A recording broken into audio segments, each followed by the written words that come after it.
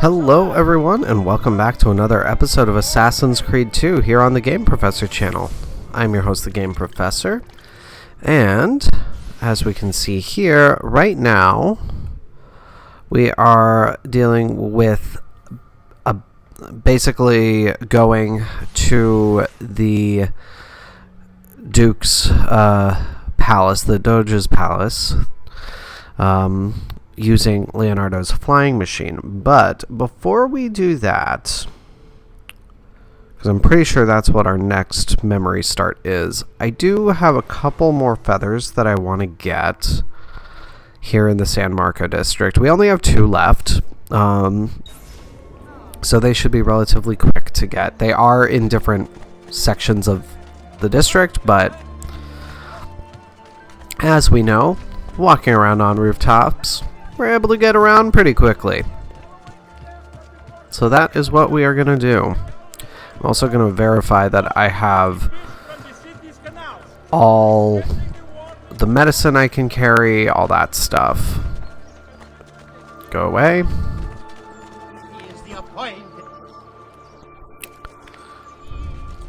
Alright, let's see here. There we are. Excellent.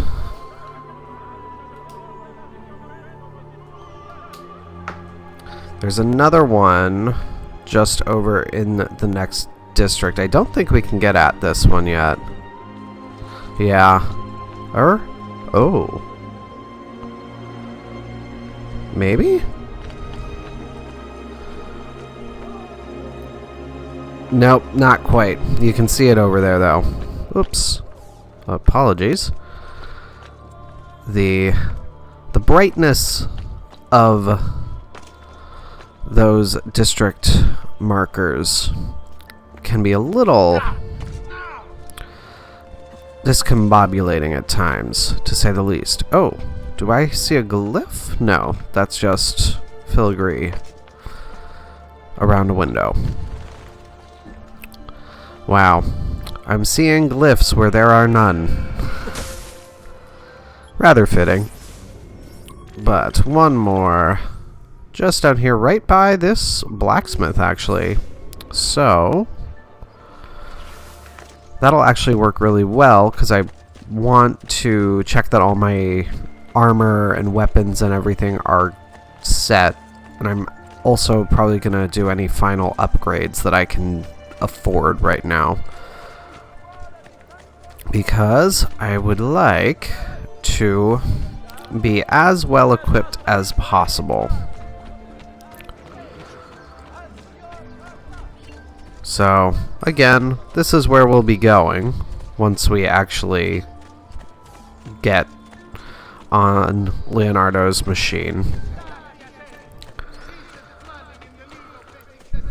So, lots of fun there. I'm just going to do that.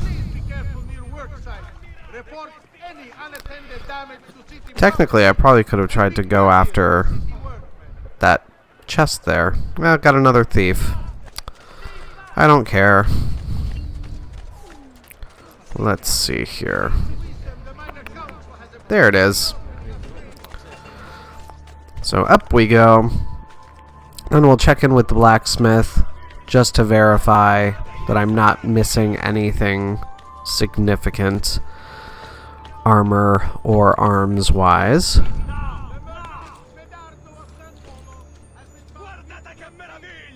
Of course, I went on to the wrong one. Jeez. It is one of those days, guys. Literally looked right at it. Alright. So, first repairs. Yes, definitely want to repair everything. So, let's look weapons. The Milanese sword would be good. The Schiavona would be good.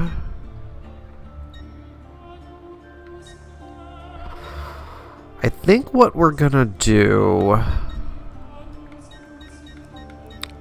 because the old Syrian sword, that's like your basic sword. I am gonna go for the Milanese sword right now. Get a little bit more damage, get a little bit more speed. So that's good stuff to have. Then,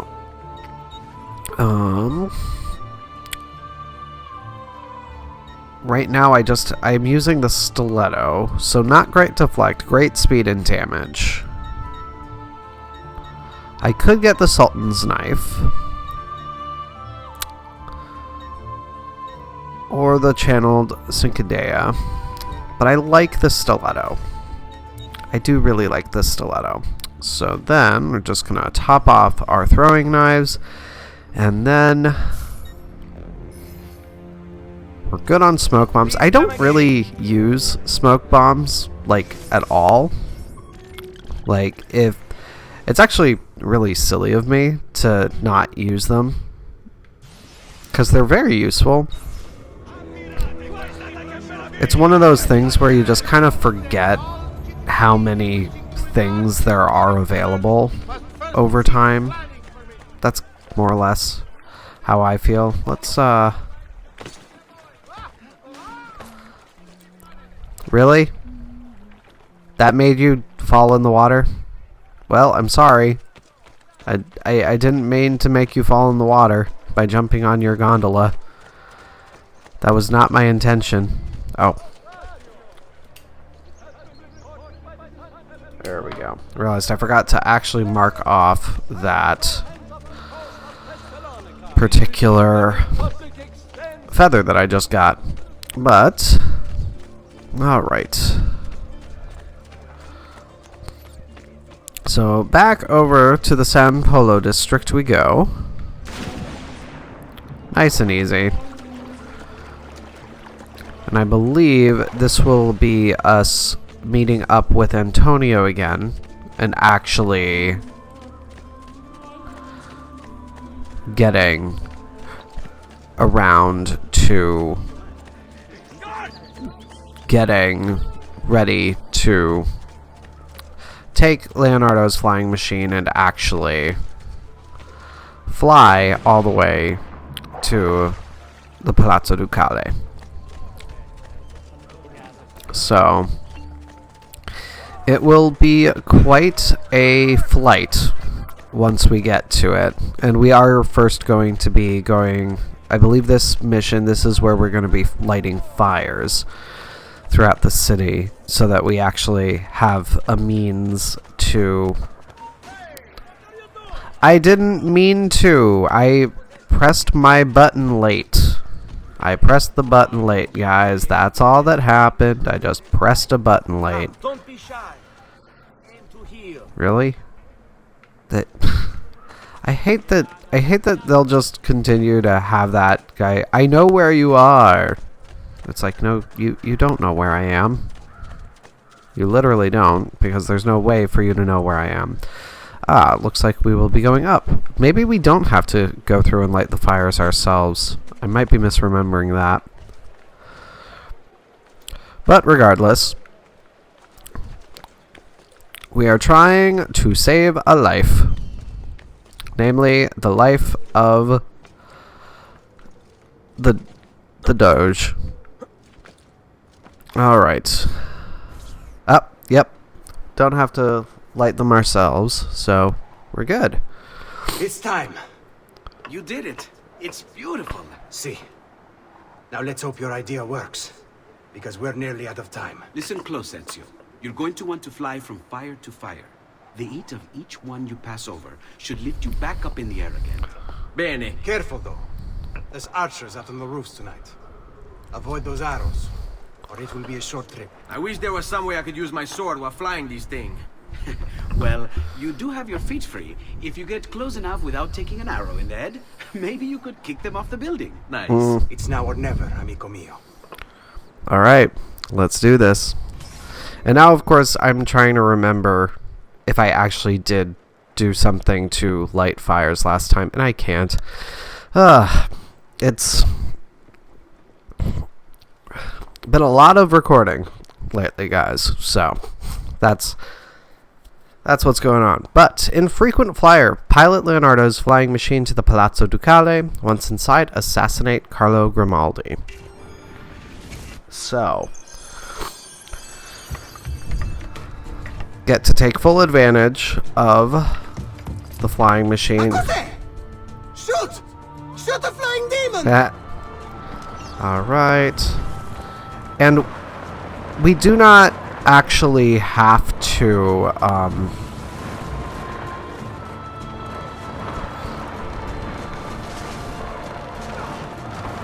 oh, dang it. Boy. That was a mistake on my part. Basically just a minor fail of not actually targeting properly.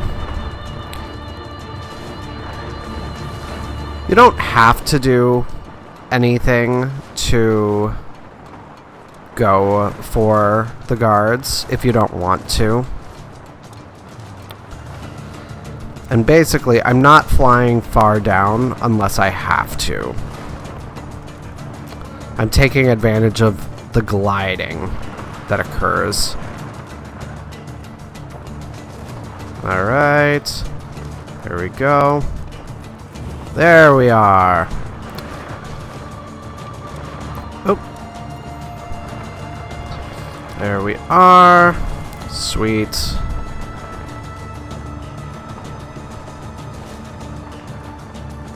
Come on. There we go. Sweet. And there is an achievement for kicking a guard off the building. I'm fairly certain I've gotten it already. Don't worry.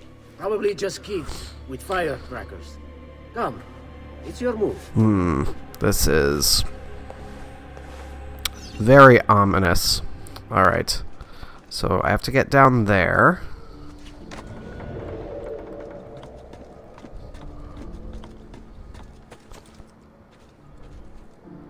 It's not the most difficult infiltration, frankly. I've seen it. I know that one. I'm sure of it. Oh no, you're kidding me, really? That counts as being detected? Well, fine. At least I made it to the palace, though, so we don't have to deal with the flying again. The first time I ever played this game, I really struggled with the flying mechanic. In part because I've never played many flying games, so that kind of makes a difference. You kind of have to be used to those sorts of mechanics. Let me just see what this guy does. Is he just going up and down? Yeah, it looks like it. So I'm going to wait for him to go back down before I start going. Alright. Oh, shoot.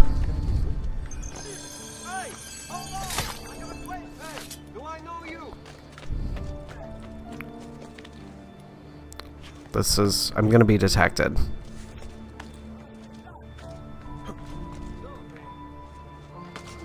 Oh my god. That was such a fail. There we go. Alright. Stop! Signore, don't drink that! You are too late. The Doge is dead. What? Carlo? Apologies, Signore. But you should have listened to me when you had the chance. Since you have failed, assassin. Forgive me, Signore. I tried. Why? What was it all for? Ugh. Assassino! Assassino! He's killed the Doge! The Doge is dead! Oh, come on. Actually jump. Actually jump. Oh my god.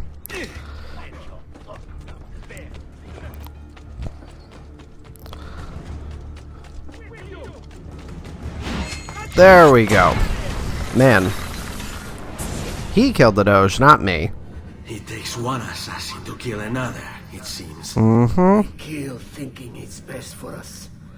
Do we not, Messer Ezio? I do this not for myself. Compio questo sacrificio per il bene superiore. Requiescat in pace.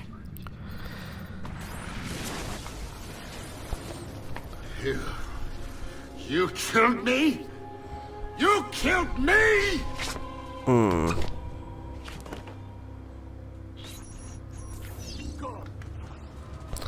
Alright, well, gonna have to do a little fighting. Take risks, just like that. Stronzo! This day is your last. Or a strike! We go down this way.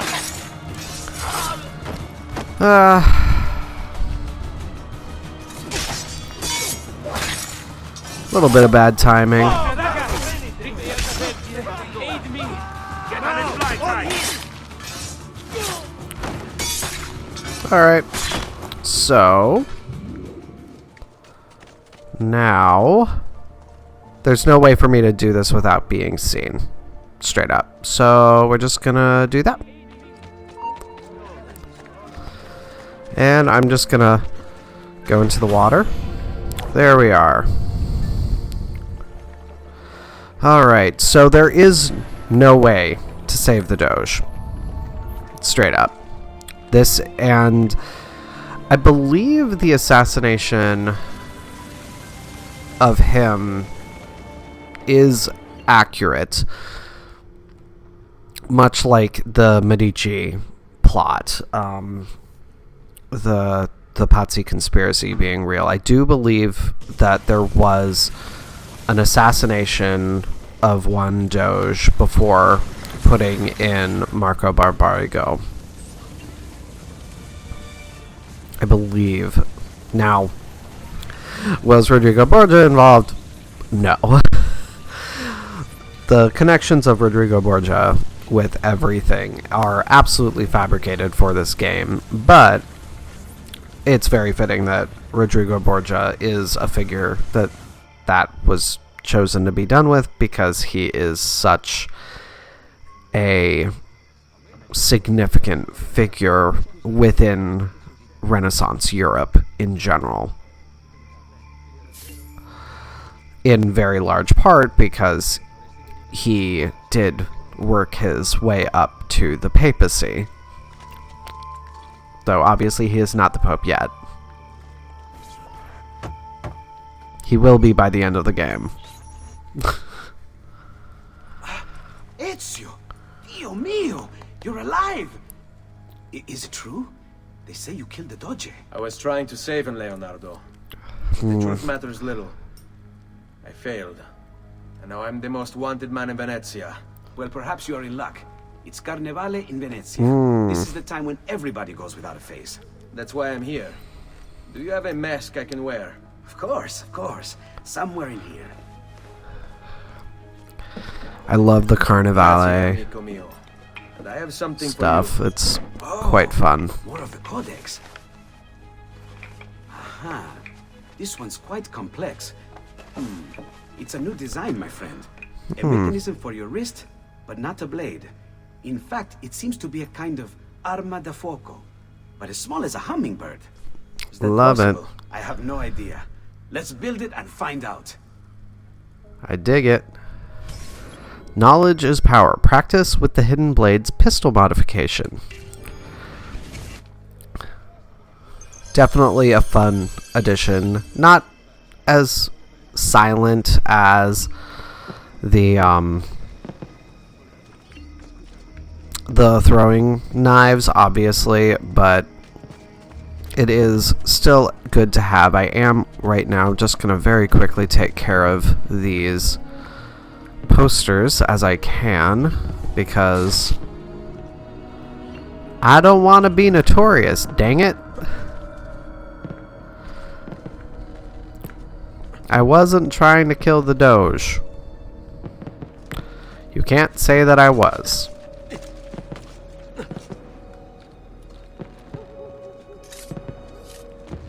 You should. There we are. Now, the $1,000,000 question, where's this next one? Oh, fine.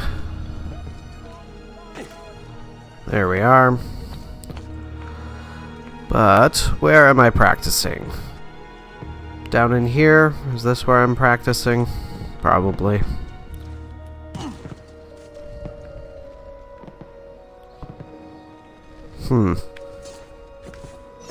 There, okay. So, I have to select the pistol. So, lock on a target. Press and hold X. There we go. It's actually a really good design, and I appreciate that it indicates that it's a pistol that would require a very deft touch to use. It's not the type of pistol that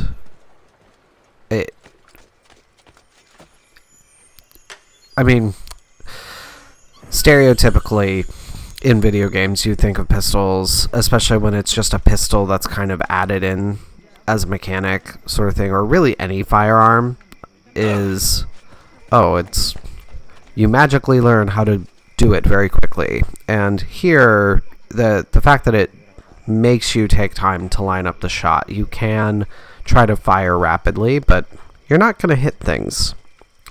And especially with such a small weapon, precision is crucial. You done me good, brother. Ma certo. But I'm sure your return was not just to play with new toys.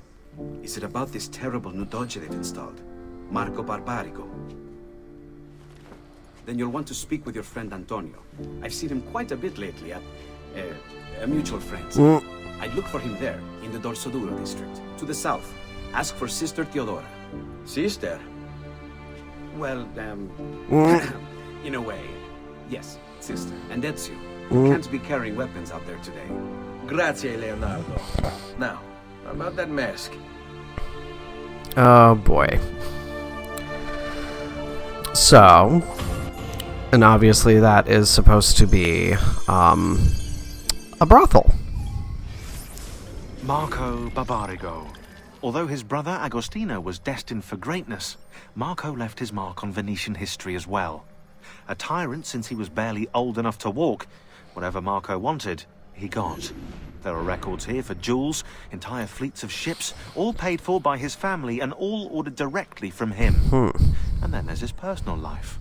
Apparently, Marco's wife, Carlotta, used to be married to his bodyguard, Dante Moro. Dante was captain of the city guard and heir to one of the most prestigious families in Venezia. Marco was supposedly his close friend, right? But get this. Marco decides he wants Carlotta. In the Catholic religion, marriage is till death do us part, and Marco's a good Catholic.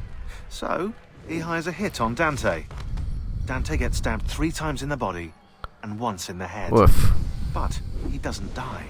He recovers with severe brain damage. Dante becomes like a child. So, what does Marco do? Well, he hires Dante as his personal bodyguard, and he gets him to sign a confession annulling the marriage. Marco takes Carlotta and keeps Dante as his personal slave. What a lovely fella. All right. I don't know if Dante is supposed to be a historical figure, but poof, or if there's any history that could go along with that information. But very, very interesting to consider. Definitely lovely, lovely people, the Barbarigos, as we know.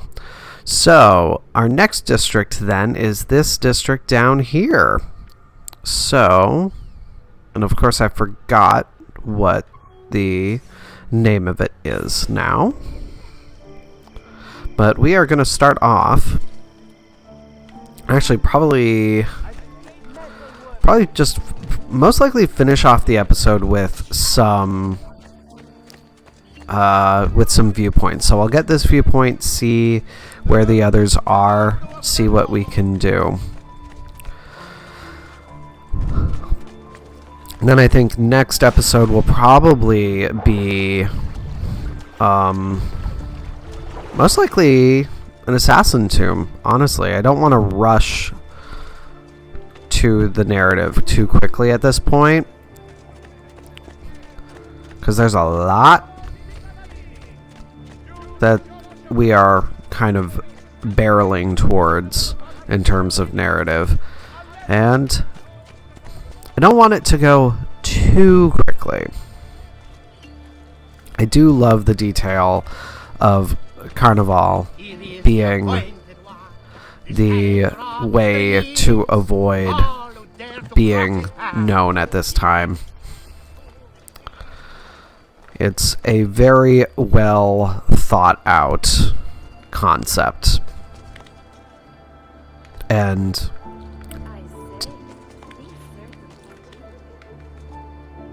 okay, that just to give you guys an idea of position wise where that sounded like it was. It sounded like it was directly behind me.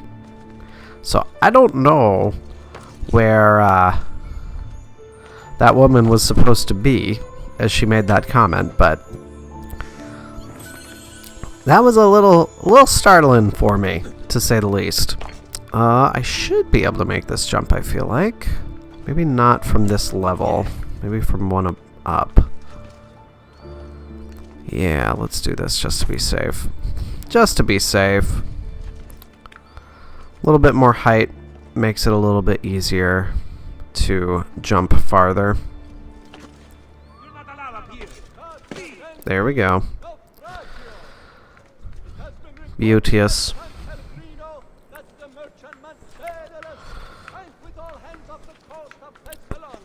But actually, speaking of the failure to save the Doge, one thing that I really appreciate about this game compared to the first game is that failure is a part of Ezio's journey as it goes on.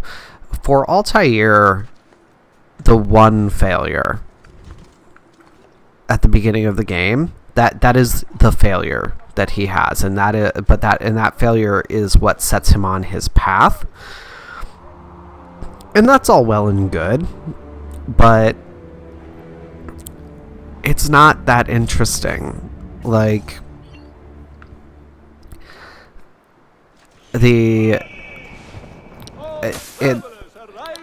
a big part of what is so effective in terms of the commentary that this game series does is really making you aware of the larger socio-political climate that you're dealing with. And they really go into it with the Ezio games. They really go into it, and they really do a good job with it. I'm actually going to go back this way to get this other viewpoint while we're thinking about it. But because of that, ultimately, in the modern day, the big point is the Templars have almost total, complete socio-political and economic control over the world. That is part of what makes them so dangerous. Here, we see the start of that in a lot of ways, and we see, albeit certainly a fictionalized representation of it, just with how much influence the likes of Rodrigo Borgia had prior to becoming the Pope. I don't know. I know he was an incredibly influential man throughout his life, but for him to have as much influence on a group of men across Europe the way that he's demonstrated to in this game is a little far-fetched, I believe. But they really make you think about, why is it that the Templars are so bad? What is so problematic about this? And there's a lot. and a lot of it really is the absurd amount of control that they have. And we really see the beginnings of that here. And it is natural that there should be failures that Ezio experiences. The whole premise of Altair, by contrast, he has to succeed at everything. And it's kind of boring when you think about it. Not that Altair's story is a boring story, but when you compare it to Ezio's, it's not quite as compelling an overall narrative, at least in my opinion. But with that, guys, I am actually going to call this episode here. I'm going to stay up high, so when we come back, we will still be in the same spot. But thank you so much for watching, everybody. Be sure to hit the subscribe button so you'll always know when I have new videos coming out, and follow the links in the description to the Facebook page and Discord server so you can join the conversation. And if you are so inclined to support me monetarily, follow the link to my Patreon where you can become a game scholar. But until next time, everybody, this is your Game Professor, signing off. I'll see you then.